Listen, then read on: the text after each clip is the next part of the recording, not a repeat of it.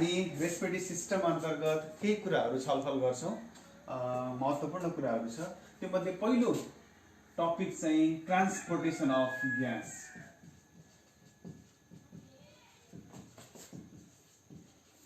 Transportation of gas भनेको oxygen र carbon dioxide कसरी ट्रान्सपोर्ट हुन्छ हाम्रो बडीमा भन्ने कुरालाई हामी फोकस गर्छौं। र त्यो कसरी हुन्छ भनेर प्रश्न गर्दा पहिलो कुरा हामी अक्सिजन ट्रान्सपोर्टेसनको कुरा गरौँ।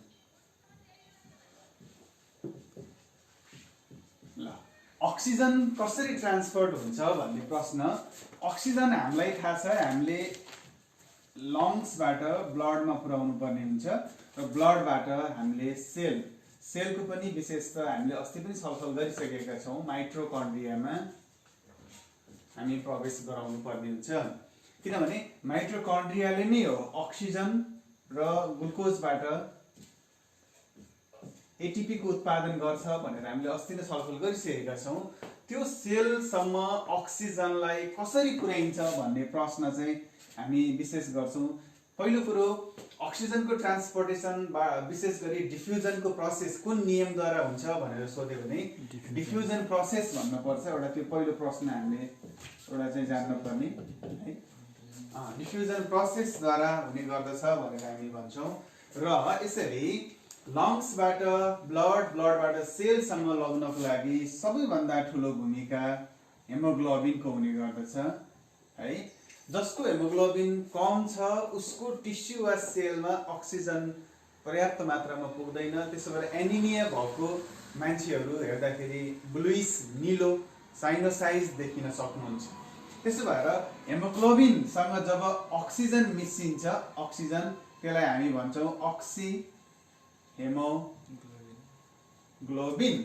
जसले धेरै भन्दा धेरै एभरेजमा 98.5% O2 लाई बोकेर माइटोकन्ड्रियासम्म पुर्याउने कार्य गर्दछ। त्यसो भएर भोलि प्रश्न गर्दियो अक्सिजनलाई सबैभन्दा नजिकबाट माया गर्ने वा नजिक रिलेसन भएको ब्लड सेल कुन हो भनेर प्रश्न गर्यो भने आन्सर के दिनुपर्ने हुन्छ? आरबीसी, डब्ल्युबीसी, प्लेटलेट्स मध्ये अक्सिजनसँग सबैभन्दा नजिक भएको सेल भनेर प्रश्न गर्यो भने आन्सर के दिनुपर्छ? आरबीसी। किनभने हेमोग्लोबिन कोसँग छ? आरबीसी। यसको अर्थ अक्सिजन क्यारी गर्दिने हेमोग्लोबिनले भने तापनि सेल भनेर प्रश्न गरियो भने कसलाई भन्नुपर्ने हुन सक्छ?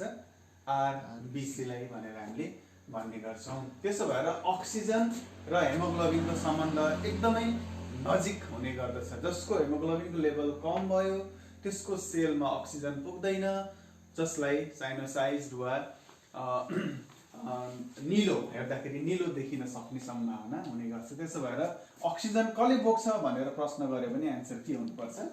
हेमोग्लोबिन भनेर भन्नुपर्छ। बाँकी बचेको 1.5% चाहिँ प्लाज्मा सोलुसनले बोकेर लैदिन्छ।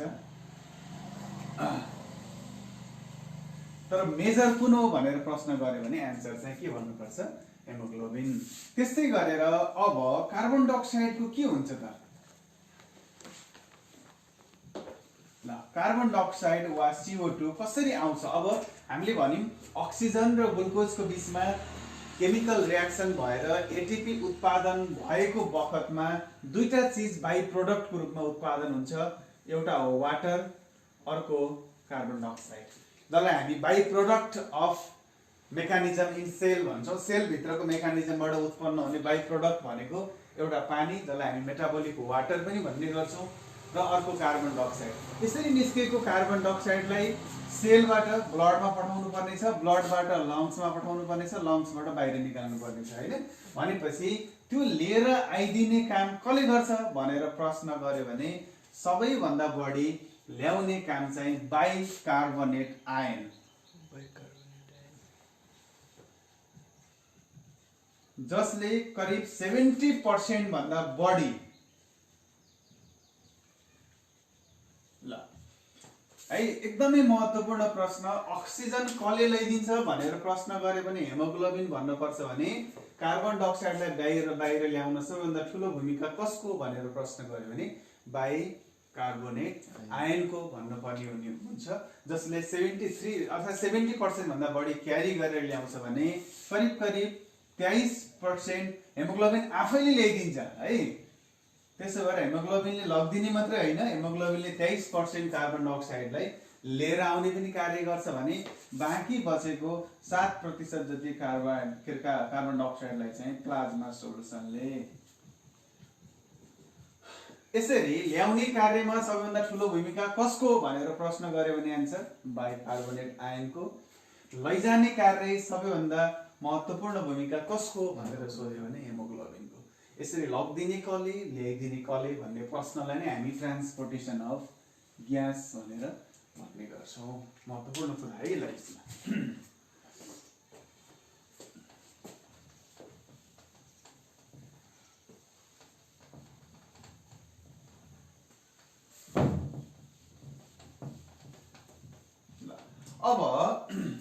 अब कन्ट्रोल अफ रेस्पिरेसन, रेस्पिरेसनलाई कसरी कन्ट्रोल गरिएको हुन्छ है त अर्को टपिक यसै भित्र। कन्ट्रोल अफ रेस्पिरेसन, श्वास प्रश्वास प्रक्रिया कसरी कन्ट्रोल हुन्छ, कसले कन्ट्रोल गरिरहेको हुन्छ भन्ने कुरा चाहिँ हामी यसमा पढ्ने गर्छौँ। सामान्यतया रेस्पिरेसन भनेको हामीले अक्सिजन लिनु, इन्टेक गर्नु एन्ड CO2 एक्सपेल गर्ने प्रक्रिया नै रेस्पिरेसन हो।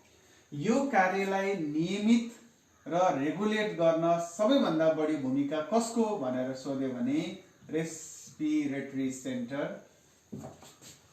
अब यो प्रश्न भन्दा पनि मुख्यतया रेस्पिरेटरी सेन्टर कहाँ पाइन्छ भनेर सोधिन सक्छ। आन्सर मेडुला अब्लेङ्गेटा है। कार्डियक सेन्टर, रेस्पिरेटरी सेन्टरहरू अब ब्रेनबाट कन्ट्रोल हुन्छ भन्नु पर्यो। ब्रेनको पनि जुन भागहरू छ त्यो मध्ये स्पेसली मेडुला अब्लेङ्गेटा मुख्यतया रेगुलेट गर्ने कार्य गर्छ भनेपछि यो बाहेक अर्को एउटा रेगुलेट गर्ने कार्य भनेको चाहिँ न्युमोटक्सिक सेन्टरले पनि गर्छ। न्युमोटक्सिक सेन्टर पनि हुने गर्छ जो पन्स भ्यारोलीमा बसेको हुन्छ। यसरी न्युमोटक्सिक सेन्टर अर्को भनेको carbon dioxide level in blood. महत्त्वपूर्ण कुरा अलि भिन्दै जस्तो पनि लाग्छ, तर रेस्पिरेसनलाई कन्ट्रोल गर्न कार्बन डाइअक्साइडको भूमिका ठुलो हुने गर्दछ। कसरी भन्ने प्रश्न, यदि हाम्रो बडीमा कार्बन डाइअक्साइड भएन भने रेस्पिरेटरी सेन्टरलाई उत्तेजित गराएर सास फेर्न पर्छ, सास लिन पर्छ, अक्सिजन लिन पर्छ भनेर जुन स्टिमुलेट गर्ने कार्य गर्छ त्यो कार्य कुन ग्यासले गर्छ? कार्बन डाइअक्साइड हो। प्राणवायु भनेर हामी अक्सिजनलाई भन्छौँ, तर रेस्पिरेटरी सेन्टरलाई स्टिमुलेट गर्ने वायु फेरि कुन हो त? Carbon dioxide. त्यसो भएर सास फेर्नको लागि नभइनहुने चिज भनेको कार्बन डाइअक्साइड पनि हो। त्यसो भएर अब मुख्यतया रेस्पिरेसन प्रोसेसलाई नियन्त्रण कसले गर्छ भनेर प्रश्न गर्यो भने आन्सर चाहिँ रेस्पिरेटरी सेन्टर जो कहाँ छ? मेडुला अब्लेङ्गेटा। त्यो बाहेक अर्को भनेको न्युमोटक्सिक सेन्टर जो पन्स भ्यारोलीमा छ। अर्को एउटा भूमिका खेल्ने चिज कसले हो? कार्बन डाइअक्साइडको लेभल इन ब्लड भनेर हामी भन्ने गर्छौँ।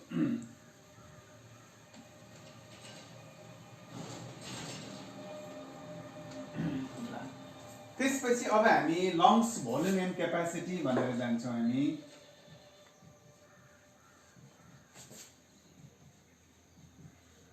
Lungs volume and capacity.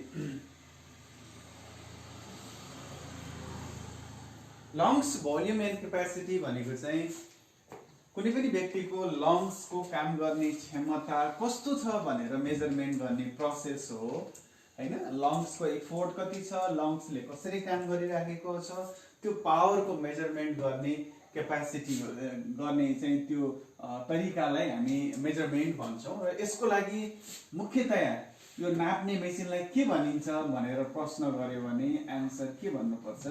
स्पाइरोमिटर। लङ्सको volume नाप्ने मेसिनलाई वा क्यापासिटी नाप्ने मेसिनलाई के भनिन्छ भनेर सोध्यो भने स्पाइरोमिटर भनेर हामी भन्ने गर्छौँ। र यो मेसिनले नाप्ने त्यस्ता भोल्युमहरू के छन् त भनेर प्रश्न गर्यो भने पहिलो हो टाइडल भोल्युम, जसलाई हामी टिभी भन्छौँ सर्टकटमा। धेरै पटक सोधिएको प्रश्न, पहिलो नम्बरमा हामीले व्याख्या गर्ने पनि टाइडल भोल्युम हो। त्यसो भएर टाइडल भोल्युमको बारेमा धेरै पटक सोधिएको छ, सजिलो छ। टाइडल भोल्युम भनेको बुझ्न पर्ने कुरा के भने सामान्य अवस्था कुनै पनि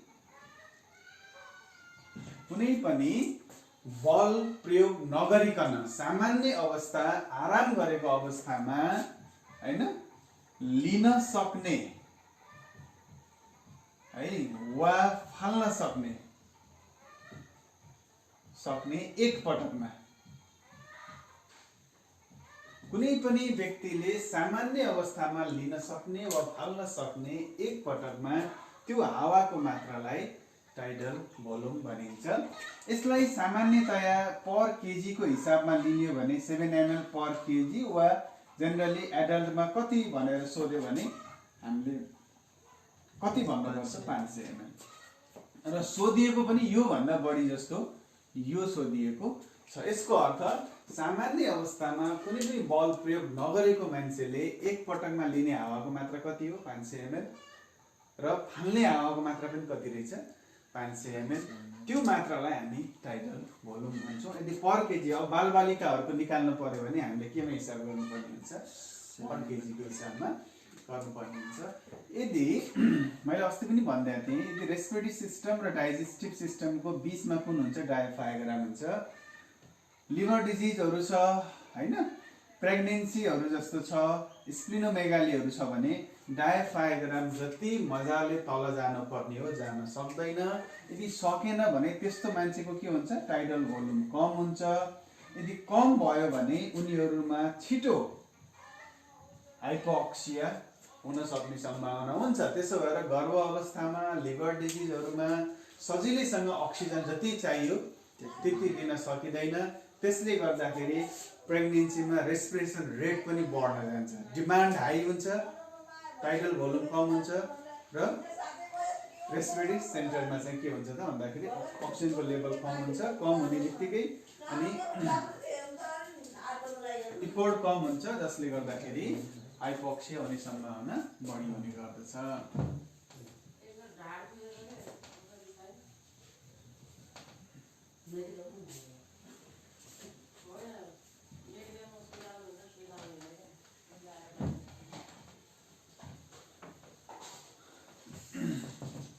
त्यस्तै गरेर अर्को छ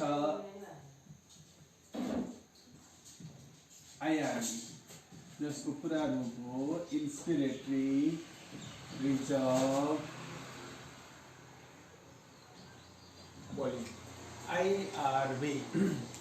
आइआरबी भनेको के भनेर प्रश्न गर्यो भने यसको अर्थ हुन्छ इन्स्पिरेटरी रिजर्भ भोल्युम। यसको नेपालीमा अर्थ हामीले यसरी बुझ्न पर्छ सामान्यतया अधिकतम बल गरेर लिन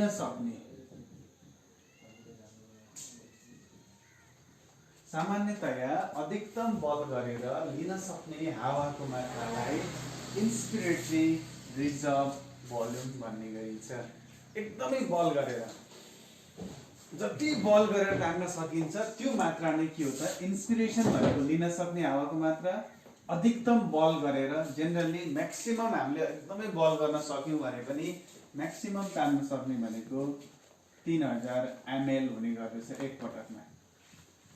अब आइआरबी कति हुन्छ भनेर प्रश्न गर्यो भने आन्सर के दिनुपर्ने हुन्छ 3000 ml है। अब इआरबी ठ्याक्कै यसको अपोजिट फेरि के हुन्छ इआरबी यसको अर्थ हुन्छ एक्सपिरेटरी रिजर्भ भोल्युम। यसको अर्थ अधिकतम बल गरेर फाल्न सक्ने।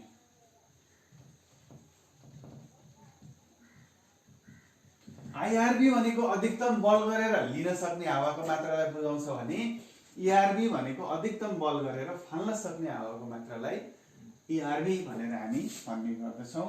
र इआरबी जेनरली एकदमै बल गरियो भने पनि हामी 1100 ml भन्दा बढी फाल्न सक्दैनौं। त्यसो भएर लिँदाखेरि बढी इनर्जी अस्ति पनि कुरा गरेका थियौं हामीले इनर्जीको पनि प्रयोग हुन्छ त्यसैगरी मसल्सको पनि प्रयोग हुन्छ। त्यसो भएर इन्स्पिरेटरीलाई हामी के पनि भनेका थियौं एक्टिभ प्रोसेस हो तर फाल्ने बेलामा बल गर्न सकिदैन इनर्जी को प्रयोग हुँदैन। त्यसो भएर फाल्ने बेलामा हामी कम मात्रै फाल्न सक्छौं भने लिने बेलामा चाहिँ हामी बढी लिन सक्छौं। त्यसपछि अब आयो कुरा भाइटल क्यापासिटी है भिसी भन्छौं हामी मुख्य क्षमता हो यो। मुख्य क्षमता। भाइटल क्यापेसिटी वा मुख्य क्षमता भनेको लङ्सले एकदमै नर्मली सामान्य अवस्थामा लिन सक्ने टाइडल भोल्युम प्लस बल गरेर लिन सक्ने आइआरबी प्लस बल गरेर फाल्न सक्ने इआरबी बराबर कति भयो 500 प्लस 3000 प्लस 1100 बराबर 4600 ml। अब यो प्रश्न तपाईहरुलाई सोधिन्छ भाइटल क्यापेसिटी कति हुन्छ भनेर सोध्यो भने 4600 ml। के जोडिएर बन्छ भनेर नभन्ला जस्तो लाग्छ मलाई, तर अब सोध्न पनि सक्छ। तर जेनरली सजिलो भाषामा भाइटल क्यापेसिटी कति हुन्छ भनेर सोध्यो भने 4600 ml। यसमा के जोडिएको हुन्छ भने टाइडल भोल्युम, आइआरबी र इआरबी। इआरबी 1100, आइआरबी 3000 र टाइडल भोल्युम 500 गरेर 4600 चाहिँ हाम्रो भाइटल क्यापेसिटी हुने गर्दछ।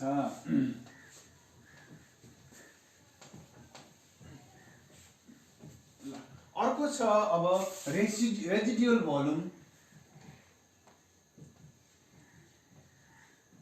अर्को छ रेजिडुअल भोल्युम जसलाई हामी आरबी भनेर भन्ने गर्छौं। रेजिडुअलको अर्थ हुन्छ बचेको हावाको मात्रा भन्ने हुन्छ। यो भनेको चाहिँ खास अर्थ के भन्दा हैन इआरबी अर्थात एक्सपिरेटरी रिजर्भ भोल्युम अधिकतम बल गरेर बाहिर फालिसकेपछि बचेको हावाको मात्रा, बचेको हावाको मात्रालाई हामी इआरबी भन्ने गर्दछौं। यसमा इआरबी जेनरली 1200 ml जति बच्दछ। एकदमै बल गरेर हावा बाहिर फालिसकेपछि लङ्समा बस्ने हावाको मात्रा कति हो 1200 ml। यो बचेको मात्रालाई नै के भनिन्छ त रेजिडुअल भोल्युम। त्यसबाट रेजिडुअल भोल्युम कति हुन्छ भनेर सोध्यो भने आन्सर 1200 ml। यो भनेको अर्थ के हो भने अधिकतम बल गरेर बाहिर फालिसकेपछि बचेको हावाको मात्रालाई हामी के भन्छौं रेजिडुअल भोल्युम। त्यसपछि अब आउँछ हाम्रो total lungs capacity. Total lungs capacity त्यसलाई हामी टीएलसी भन्छौं। टोटल लङ्स क्यापेसिटी भनेको यो कुल क्षमता हो है। तपाईहरुलाई फोक्सोको कुल क्षमता यो नेपालीमा यदि प्रश्न गर्यो भने हैन टोटलको के रे फोक्सोको मुख्य क्षमता भन्यो भने भाइटल क्यापेसिटीलाई सम्झिनु पर्छ। लङ्सको कुल क्षमता भन्यो भने कसलाई सम्झिनु पर्छ टोटल लङ्स क्यापेसिटीलाई। यसको अर्थ हुन्छ यसमा vital capacity plus residual volume यो दुईटा जोडेर जुन मात्रा आउँछ त्यो मात्रालाई के भनिन्छ total lungs capacity. Vital capacity कति 4600 ml प्लस रेजिडुअल कति 1200 बराबर कति भयो त 5800 ml। अब टोटल लङ्स क्यापेसिटी कति हुन्छ भनेर प्रश्न गर्यो भने 5800 ml भनेर हामी भन्ने गर्छौं। 5800 ml भनेको जेनरली कति हो 6 लिटर। यसको अर्थ कति हुन्छ 6 लिटर। त्यसो भएर हामी मिनेट भेन्टिलेसन निकाल्न पर्यो भने 1 मिनेटमा कति लिन्छ त भनेर प्रश्न गर्यो भने सजिलो छ respiration rate into tidal volume. एकचोटीमा जेनरली हामी 12 एभरेजमा राख्छौं भने एक पटकमा कति लिन्छ 500 ml भनेको 12 पंजे 60 6000 ml भनेको कति 6 लिटर पर मिनेट। भनेपछि 1 मिनेटमा हाम्रो लङ्सले कति अक्सिजन भित्र लिन्छ भनेर प्रश्न गर्यो भने आन्सर के दिनुपर्ने छ 6 लिटर। त्यसो भएर अनकन्सियस वा बेहोस भएको मान्छेलाई अक्सिजन दिनु पर्यो भने 6 to 8 लिटर पर मिनेटको दरले अक्सिजन दिने मुखमा मास्क लगाएर। यो कारणले तर बच्चाहरु छ भने त्यही रेशियोमा आवश्यकता पनि बढी हुन्छ। तर एभरेजमा हाम्रो लङ्सले कति हावा भित्र लिन्छ पर मिनेट भनेर प्रश्न गर्यो भने आन्सर के दिनुपर्ने हुँदैछ 6 लिटर पर मिनेट को दरले अक्सिजन भित्र लिने गर्दछ भनेर भन्नुपर्छ र त्यही रेशियोमा बाहिर फाल्दछ पनि है। अब यसमा एउटा अर्को चाहिँ एनाटोमिकल डेड स्पेस भनेर कहिलेकाहीँ सोध्यो भने